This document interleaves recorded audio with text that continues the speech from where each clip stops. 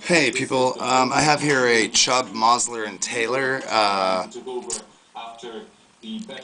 lock, which is intended for fireproof filing cabinets. The cabinet that I salvaged this out of had about 2.5 inches thick concrete. And this spindle would operate very similar how a safe dial spindle would operate once it's unlocked. The spindle operates locking members that go outward, very hardened steel locking members, and at any rate, yeah, it carries the name CHUBB and Mosler, which are very, very world-renowned in security and safes. But at any rate, I posted photographs at Key Picking if you'd like to see the breakdown on how I retrieved and salvaged this lock. It's in a solid stainless housing. And now let's see if I can pick her open for you guys. You may be quite surprised at what ease this lock opens. Give it a couple of rakes and there she is, just like that.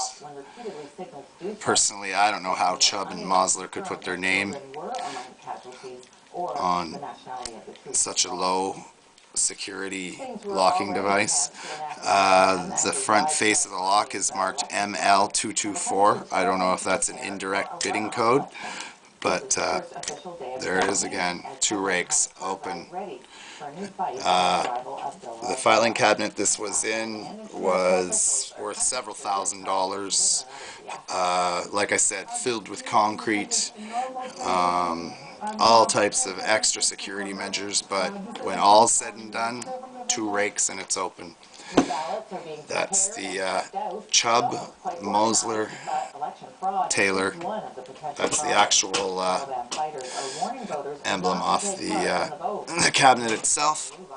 So anyways, there she be, picked twice for you on cam.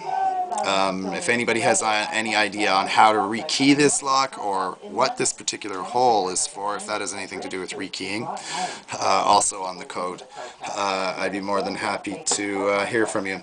So at any rate, peace as always. If you enjoyed the vid, go ahead and rate it, and don't break the law. You know, this is for educational purposes only. Don't use this stuff for illegal purposes. And as always, above and beyond everything else, it's for fun is what it's for. So do it for that reason. Pick locks for fun.